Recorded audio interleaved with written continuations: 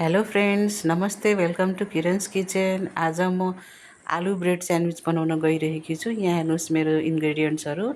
आलु बोइल गरेर राखेको छु, ब्रेड छ, टमाटर, प्याज, पुदिना पत्ता, कागती, यहाँ टमेटो केचप र अदुवा लसुनको क्रस गरेर राखेकी छु। यहाँ हेर्न सक्नुहुन्छ मैले सबै रेडी गरेको। अब मैले प्यान बसालेँ। प्यान हिट भइसकेपछि तेल हाल्ने। यो तेलमा मैले यहाँ जिरा राखेँ, रोजमेरी राखेँ, अनि एकातिर प्याज राखेँ। अब यसलाई हल्का हल्का सटे गर्ने हामीले। सटे गरिसकेपछि हामीले बोइल गरेको आलुलाई म्यास गर्ने अनि त्यसलाई यसमा हाल्नुपर्छ। यहाँ हेर्नुहोस् मैले हालिसकेँ। बेसार हालेँ। अब यसलाई मिक्स गर्दैछु। यो पुदिना पत्ता, टमाटर हालेँ कट गरेको, मिक्स गरेँ सबैलाई। नुन हालेँ स्वादअनुसार। यहाँ गरम मसाला, जिरा धनियाको धुलो, यो बेजल लिभ्स,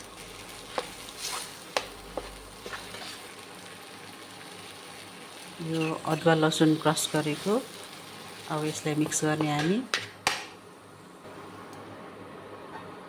अब एकछिन छोपेर पकाउने यसलाई। यहाँ हेर्नुहोस् हाम्रो अलमोस्ट रेडी भइसक्यो। यो हाम्रो जुन यो फिलिङ गर्छौँ ब्रेडभित्र,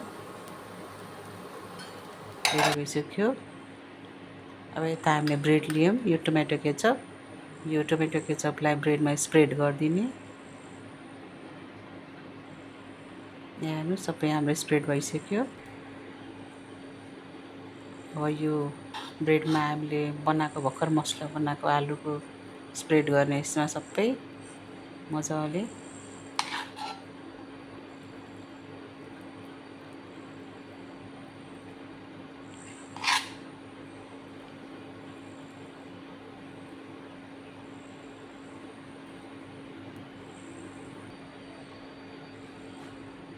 यहाँ भइसक्यो हेर्नुहोस्। अब माथिबाट अर्को ब्रेड हाल्छौँ हामी। अब यसलाई हामीले तावामा राख्यौँ। बटरले पनि टोस्ट गर्दा हुन्छ, घीले पनि टोस्ट गर्दा हुन्छ। मैले चाहिँ घी हालेको छु। हेर्नुहोस् अब फ्लिप गर्ने यसलाई।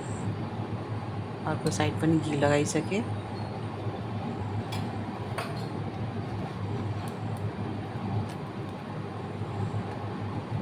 हेर्नुहोस् कति मजाले टोस्ट भयो एक साइडमा।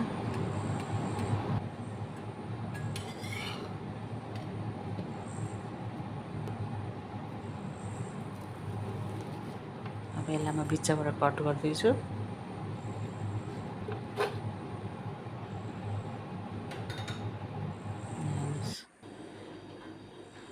यहाँनिर हाम्रो रेडी भइसक्यो आलु ब्रेड स्यान्डविच। Thank you. हजुरलाई मन पऱ्यो please like, share and subscribe.